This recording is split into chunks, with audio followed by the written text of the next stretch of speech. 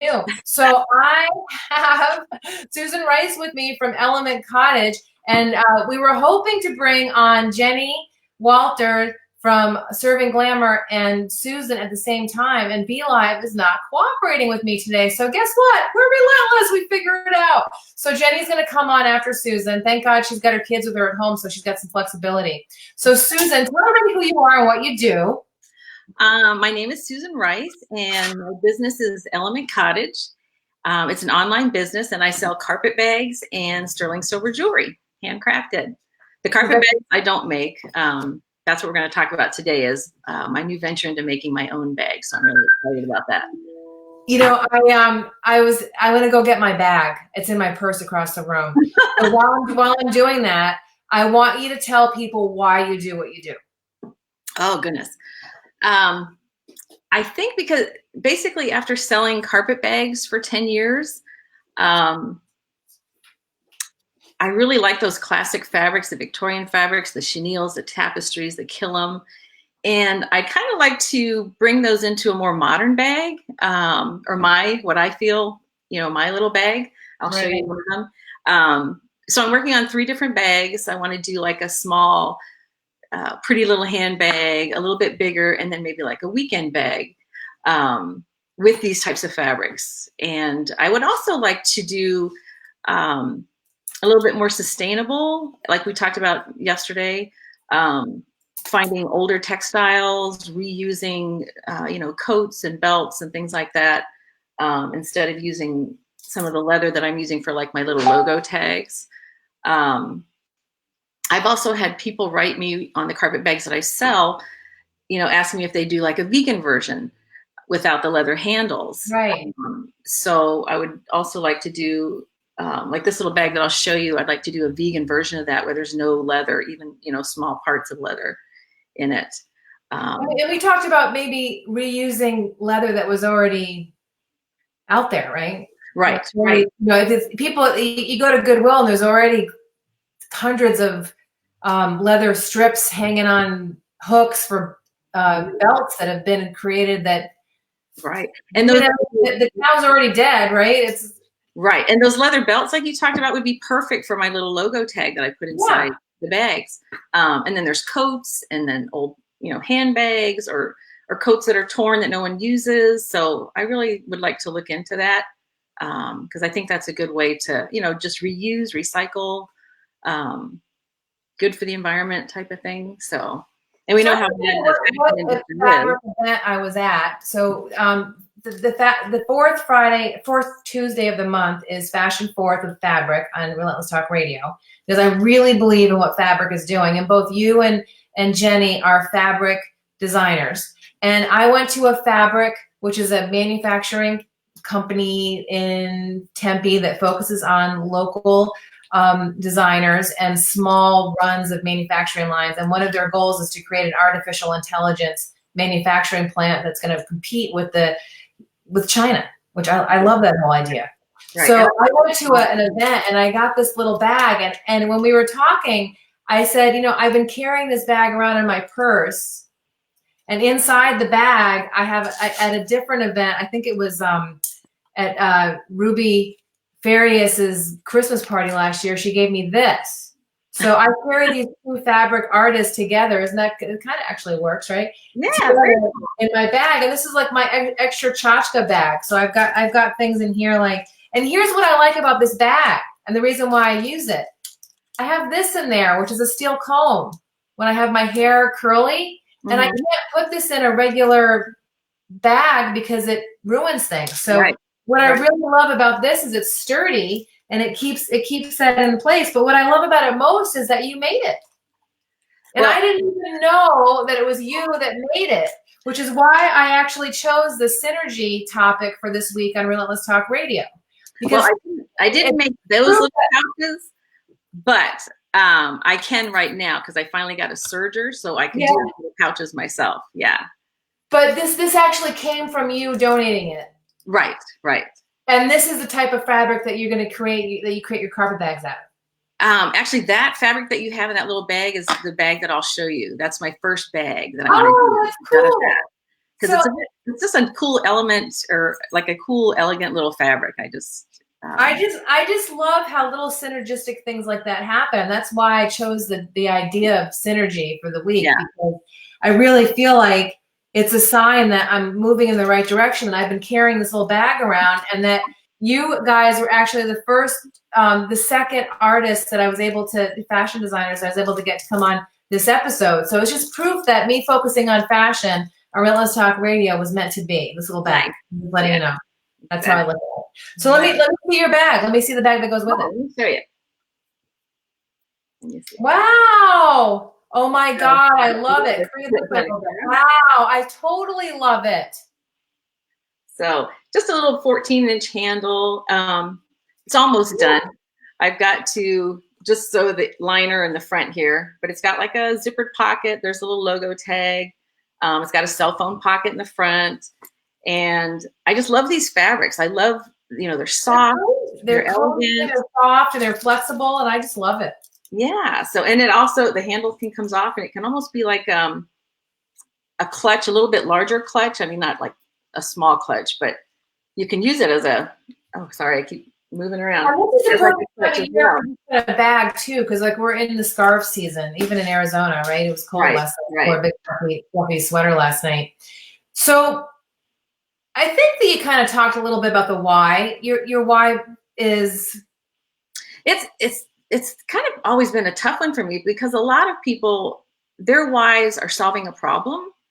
And I'm not necessarily solving a problem. I have a niche group of people that buy my carpet bags, that like these Victorian style fabrics, the Victorian style bags.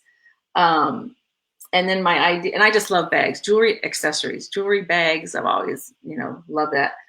And then I thought it'd be really cool to bring some of these, like I said, these different older textiles into a newer, updated style bag. So. It's funny. I just as you were talking, I was at the Phoenix Art Museum, and I was with Linda Harold and a couple other people that are part of of course, I'm forgetting the name of the Fashion Institute for the Phoenix Art Museum. Can you think of it? Say that again. It's the Phoenix Art Museum's fashion wing. There's a group that I hate menopause. I just do. It's has gone missing. It's awful. Yes, so I know what you're talking about. So there's an organization that is focused on fashion that is related to the Phoenix Art Museum, and we were talking about high fashion. And the fact that most people can't afford to buy the $20,000 dress. Right. They can buy the makeup bag. Yes, they can. And they can buy a purse, and they can buy the earrings, and they can buy the necklace. You know what I mean? Like that. So really, the accessory business. I was talking with a gentleman who, of course, I can't remember his name because I have menopause brain. It's just awful. But he had an accessory business in New York City, very successful. And he talked about the fact that the high fashion leads the accessory business, and that's what most average people can buy. And quite frankly, you know what I live in now? I have like black leggings, a pair of black pants. You have like your staple items, but really, I've gotten to the stage in my life where what dresses me up is my costume jewelry and my earrings and my rings that I forgot to wear today, or my nails or your hair. I mean, the things that you can dress up a regular outfit. So Laura is a designer that's also a fabric person. She was on a bit back ago, and she has very simple, multi-purpose designs. Again, the costume jewelry and the bag that goes with that, you should get with her on the next fabric show. You must know Laura. What's Laura? Laura Tanzer. She's another one of the fabric designers. I mean, I've met her. Very functional and very simple. Right. And convertible. Right. But if I were going to wear one of those regularly, I would change up my bags. Mm-hmm. Yeah, like I said, it's like the icing on the cake. All the little accessories that are kind of put it all together. And all the fashion designers believe in sustainability. So you were just talking about using different types of reusable fabrics, and that you take your scraps and put them into puppy beds for the Humane Society. I love that. Yeah. Nice. Actually, who does Jenny Walter does that? You don't do that. Mm-hmm. I don't But do that, but what that's other a great types of things idea. do you do that support the sustainability piece? Mm-hmm. I was looking on Jenny's website. I really like what she's doing. So I'm really interested to hear her talk with you as well. It's an amazing thing, and at what she's doing. Yeah, So, it really what's is. the biggest lesson you've learned about being in business? Ooh, I've got a few actually. I'll rattle them off really quick. My biggest one is progress over perfection. Oh, amen. I am a perfectionist, and sometimes that just slows me down to a halt because and when I was working on this bag, I just kept telling myself, because I'll rip it out and I'll do it again until I get it the way I want. And I'm just like, Sue, just do it. This is the first prototype. You'll do another one, you'll tweak it, and you'll do, just get past that and just move on. A couple other There's ones. a balance between perfection and like complete disorganization, though. But Jake Weeks from Quantum Red was on earlier, and he was talking about that organization is key. And sometimes when I was talking about, sometimes you get analysis paralysis. So there's definitely a balance between perfection and complete mayhem, somewhere in the middle. I have a little bit of that too, list, I have lists and lists and lists, and I can, take it a little bit overboard, with the organization part of it too. Another big one is, focus on one thing. Like a lot of us, we have so many interests, and man, I would just love to do all of them, but I can't. It's not realistic. Yeah. So just trying to narrow it down and just focus on one thing is huge. And you're actually eliminating your jewelry line this year to focus more on the bags, to have more of a right focus, right? I'll probably leave the jewelry on the website for now. I taught my son how to make jewelry a few years ago, and he's really meticulous, so he took right to it. But he's got a different job right now, and he was doing like our casting for pieces that we would carve in wax and stuff like that. And then the rest of the pieces are just handmade on the bench. But I'm having trouble with I need to talk to Jake again, like with my knuckles and stuff. So it's really hard for me to work with metal. That's the other reason I'm kind of stepping away from it a little bit. And then bags has always been my other interest. So it's amazing. I mean, aging is a thing, and just injuries are a thing, and sometimes you do have to make a shift. Like I ruptured my Achilles tendon 6 years ago and tore my LCL in the right leg 98% through. Two fluky weird things happened the same week. I ended up in 5 months. I ended up in leg braces, and the reality is I had to make some shifts. I can't run anymore. I had to accept the fact that my Achilles were like, I'm good, and I really love walking and carrying a cup of coffee at the same time. Because like when you're on crutches, you can't do that. So I remember the first time I walked and carried coffee, I was like, I'm so happy I can do that. You have to make adjustments sometimes. It's just part of the deal. Right. Part of the deal.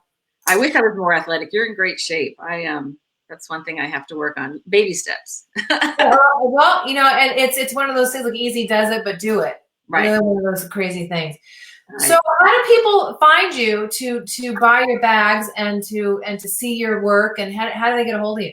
The best way to get a hold of me is my email, susan@elementcottage.com. Mm-hmm. And I've got the social websites all under Element Cottage. Instagram, which I need to start working on again, Facebook, Twitter, Pinterest.